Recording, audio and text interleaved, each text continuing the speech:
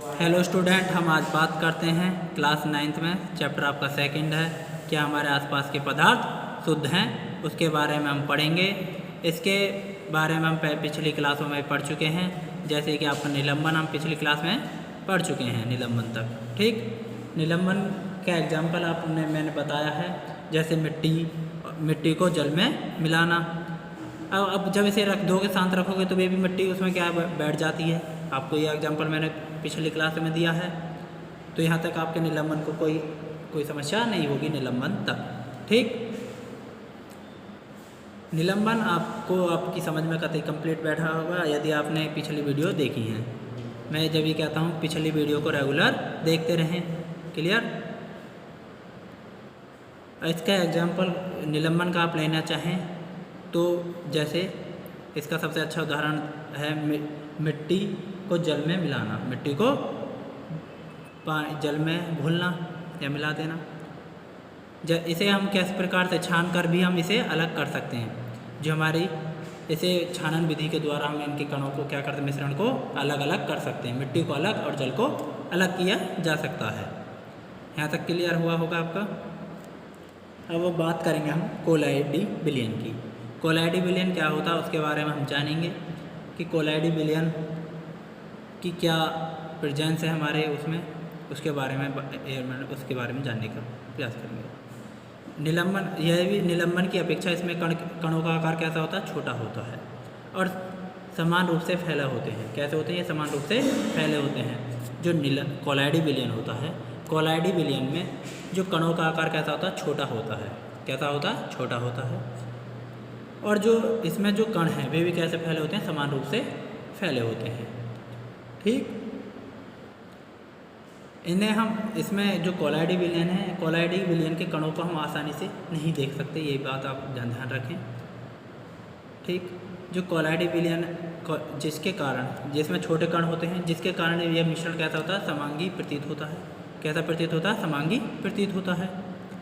लेकिन वास्तव में यह विषमांगी मिश्रण का ही होता है। कोलाइडी विलयन कैसा होता है? विषमांगी मिश्रण का। जैसे दूध में आपके में कैल्शियम भी होता है और अन्य चीज़ भी हमारे दूध के अंदर पाई जाती हैं, पर इसमें इतने छोटे कण होने के कारण यह हमें कैसा लगता है, समांगी मिश्रण। समांगी मिश्रण कैसा होता है? दोनों एक ही प्रकृति के हों, मिलने के बाद उनमें कोई अंतर नहीं किया जा सकता। कैसे होते हैं विषमांगी मिश्रण? विषमांगी में हम अलग अलग कर सकते हैं, हमने देखा है। इसी प्रकार दूध के कण में इतने छोटे होते हैं कि हम इन्हें पहचान नहीं सकते, इसलिए इन्हें कैसा विलयन कहा जाता है? विषमांगी मिश्रण। ठीक, कोलाइडी विलयन के अंदर सेकंड पॉइंट देखते हैं, नेक्स्ट पॉइंट। जो कोलाइडी कणों के छोटे आकार के कारण, कैसे छोटे आकार के कारण हम इसे आसानी से नहीं देख पाते, लेकिन ये कण प्रकाश की किरणों को आसानी से फैला देते हैं। ये जो कोलाइडी विलयन है, कोलाइडी विलयन के कण इतने छोटे होते हैं कि इन्हें हम आसानी से नई आँखों से नहीं देख पाते, लेकिन जो एक प्रकाश के कणों को क्या करते हैं, फैला देते हैं। आपने देखा होगा कि आपके घरों से रोशनदान से जो रोशनी आ रही है उसमें छोटे छोटे, कभी जब धूप पड़ रही होगी, छोटे छोटे कण होते हैं। क्या होते हैं? छोटे छोटे कण उसमें आपको नजर आएंगे। वह आपका क्या होगा? टिंडल प्रभाव। उस प्रक्रिया क्या कहते हैं? टिंडल प्रभाव कहते हैं। पर वे क्या करते हैं? प्रकाश को क्या कर रहे हैं? फैला देते हैं। फैला दिया, आसानी से वे फैला देंगे। अब यहाँ पर भी देख लीजिए, जो इसका नेक्स्ट पॉइंट है, इस प्रकार प्रकाश को जो किरणों को फैलाना ही क्या कहलाता है? टिंडल प्रभाव कहा जाता है। अभी मैंने आपको एग्जाम्पल के तौर पर भी इसे समझाया है। ठीक, अब बात करते हैं भौतिक और रासायनिक परिवर्तन की। किसकी? भौतिक एवं रासायनिक परिवर्तन। भौतिक परिवर्तन वे होंगे जो अपनी अवस्था में परिवर्तन करेंगे, उन्हें हम द्वारा भी अपनी अवस्था में पुनः प्राप्त कर सकते हैं। रासायनिक वे परिवर्तन होंगे जिन्हें हम पुनः प्राप्त नहीं कर सकते, जैसे जल का वाष्प बनना। जल का वाष्प बनना, वाष्प से हम जल में कन्वर्ट कर सकते हैं। वाष्प से क्या करते हैं? जल में कन्वर्ट कर सकते हैं। तो एक ऐसा परिवर्तन है भौतिक परिवर्तन। कैसा है? भौतिक परिवर्तन। हम क्योंकि इसकी अवस्था को परिवर्तित कर सकते हैं, तो एक ऐसा कहलाएगा भौतिक परिवर्तन। जो जल है, जल वाष्प में बना, वाष्प से हमें जल मिल गया, तो एक ऐसा कहलाएगा भौतिक परिवर्तन। नेक्स्ट पॉइंट देखते हैं हम इसमें, जलकर लकड़ी का राख बन जाना। जलकर लकड़ी का जो है राख बन गई है, तो जब राख बन जाएगी तो राख से हम लकड़ी प्राप्त कर सकते हैं? नहीं कर सकते। तो इसलिए कौन सा परिवर्तन हुआ? रासायनिक परिवर्तन। कैसा हुआ? रासायनिक परिवर्तन। अब नेक्स्ट पॉइंट पर बात करते हैं। बरसात में लोहे पर जंग लगकर भूरा होना। जो बरसात हुई, लोहे पर क्या लग जाता, जंग लग जाता, और वह कैसा हो जाता, भूरा। तो उसे क्या बोलेंगे, कैसा परिवर्तन है, रासायनिक परिवर्तन। कैसा है, रासायनिक परिवर्तन। इसमें क्या हुआ, केमिकल ही रिएक्शन होते हैं। जब बारिश होती है तो उसके समय कारण उस पर क्या हो जाती है, भूरी परत चढ़ जाती है। अब बात करते हैं नेक्स्ट पॉइंट की, पानी का जमकर बर्फ बन जाना। पानी का जमकर बर्फ बन जाना, तो ये कैसा परिवर्तन हुआ, भौतिक परिवर्तन। कैसा परिवर्तन, ये भौतिक परिवर्तन, क्योंकि बर्फ़ से हम पानी को प्राप्त कर सकते हैं, पानी से हम बर्फ़ को, तो ये कैसा हुआ, भौतिक परिवर्तन। ठीक, अब भौतिक परिवर्तन की परिभाषा को थोड़ा सा जानने का प्रयास करेंगे। क्या है ये, हमने एग्जाम्पल के तौर पर हमने इनका अंतर करना भी हमने सीखा है। तो अब बात करते हैं भौतिक परिवर्तन की जो अवस्था किस प्रकार हम पहचानेंगे, और इनकी डेफिनेशन के बारे में हम यहाँ पर जानने का प्रयास करेंगे। यहाँ तक आपके सभी पॉइंट क्लियर हुए होंगे। निलंबन से पहले भी आपने जो वीडियो में देखा है वे क्लियर होंगे। निलंबन हमने आज। अब बात करते हैं भौतिक परिवर्तन की परिभाषा के बारे में। पदार्थों का अवस्था परिवर्तन एवं भौतिक परिवर्तन कहलाता है।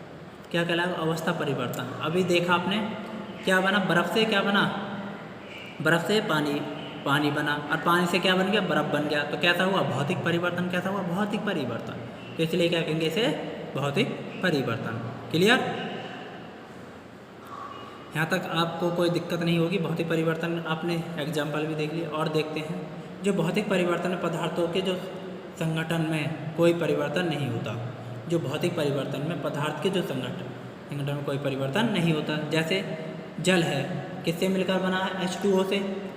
अब बर्फ़ बनी, बर्फ़ भी जल से ही बनी है, तो उसमें भी जो हाइड्रोजन और ऑक्सीजन तो उसमें भी हैं, उसके पास भी तो हाइड्रोजन और ऑक्सीजन है, और उसके पास भी हाइड्रोजन, कोई परिवर्तन हुआ ही नहीं। ठीक, आपने लोहे की कील से आपने क्या किया, लोहा लिया, लोहे से आपने कील बनाई। अब लोहे का गुण का खत्म हो गया, कील से नहीं हुआ ना, तो ये कैसा परिवर्तन है, भौतिक परिवर्तन। कैसा हुआ, भौतिक परिवर्तन। यहाँ तक क्लियर। आप लोहे से जंगला बनाओ, जंगले का जो है तो लोहे का बना हुआ, उसका कोई का प्लास्टिक के बोल देंगे, वे उसमें क्या उसकी अवस्था कतई क्लियर है, यानी कि कोई इसमें परिवर्तन नहीं हुआ। अब बात करते हैं नेक्स्ट पॉइंट की। साथ ही पदार्थों की रासायनिक प्रकृति में भी कोई परिवर्तन नहीं होता। कोई भी जो रासायनिक परिवर्तन भी उनमें, जो रासायनिक पदार्थ प्रकृति है उनमें भी कोई चेंज नहीं होता। अभी मैंने आपको एग्जांपल दिया था, जल है, उसमें क्या हाइड्रोजन है और ऑक्सीजन है। हाइड्रोजन और ऑक्सीजन से मिलकर क्या बना हुआ, जल बना हुआ है, तो उसमें भी उसमें कोई परिवर्तन नहीं होगा, यानी कि रासायनिक प्रकृति में भी उनकी में कोई बदलाव नहीं आता है। क्लियर, यहाँ तक आपको कोई समस्या नहीं आएगी। ठीक, यहाँ तक आपके ये पॉइंट आपके क्लियर हैं। अब हम बात करते हैं नेक्स्ट पॉइंट पर। जलना एक कैसा परिवर्तन है, रासायनिक परिवर्तन। जलना एक रासायनिक परिवर्तन है, क्योंकि जलकर कोई भी आप चीज़ जलाओ तो फिर उसे अपना वापस उसी अवस्था में प्राप्त नहीं कर सकते, तो इसलिए क्या बोलेंगे, रासायनिक परिवर्तन। आप कोई कागज़ जलाओ, कागज़ की क्या बन जाएगी, राख बन जाएगी। कागज़ जलाया, राख बन गई। अब राख से तुम आप कागज़ थोड़ा बना सकते हो, नहीं बना सकते, तो कैसा हुआ, रासायनिक परिवर्तन। कैसा हुआ, ये रासायनिक परिवर्तन। आपने अभी लकड़ी देखी, लकड़ी का भी एग्जाम्पल कैसा था, रासायनिक परिवर्तन इसीलिए था। ठीक, रासायनिक परिवर्तन में पदार्थ के संगठन में परिवर्तन होता है तथा हम नया पदार्थ पाते हैं। जो रासायनिक परिवर्तन है उसके जो संगठन में क्या होता है, परिवर्तन हो जाता है। संगठन में क्या होता है, पदार्थ के संगठन में परिवर्तन हो जाता है, और एक हम नया पदार्थ हमें मिलता है। क्या मिलता है, नया पदार्थ। आपने भी कागज़ जलाया, कागज़ जला, वे किस में बदल गया, किस में बदल गया, किस में बदला, राख में। किस में बदल गया, राख में बदल गया। जब ये राख में बदल गया, राख से कागज़ नहीं बनेगा, तो उसके भी जो राख का अपना गुण अलग हो गया, और जो कागज़ था उसका गुण अपना अलग हो गया। क्लियर। तीसरे पॉइंट की बात, नेक्स्ट पॉइंट की बात है इसमें पदार्थों की रासायनिक प्रकृति में परिवर्तन होता है। यही बात है कि रासायनिक प्रकृति भी क्या हो जाती है, चेंज हो जाती है।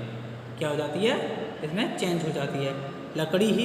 लकड़ी जलकर किस में बदल गई, राख में बदल गई, तो उसका भी अपना चेंज हो गया। जो रासायनिक परिवर्तन थे वे भी चेंज हो गए। आप कच्ची सब्जी ले लीजिए, कच्ची सब्जी में भी कच्ची सब्जी आपकी जब पक जाती है तो उसमें भी क्या होता है, रासायनिक परिवर्तन होता है। अब हम बात करते हैं नेक्स्ट पॉइंट पर, मोमबत्ती का जलना एक रासायनिक परिवर्तन है या भौतिक परिवर्तन। अब हम बात करेंगे मोमबत्ती का जलना एक रासायनिक परिवर्तन है या भौतिक परिवर्तन। ये आपसे बहुत ही ज़्यादा पूछा जाने वाला क्वेश्चन है, क्योंकि मोमबत्ती का जलना भौतिक भी है और रासायनिक भी है। इसमें थोड़ा सा आप देखेंगे, इसमें मैं आपको थोड़ा बताऊंगा क्योंकि यह इम्पोर्टेंट है।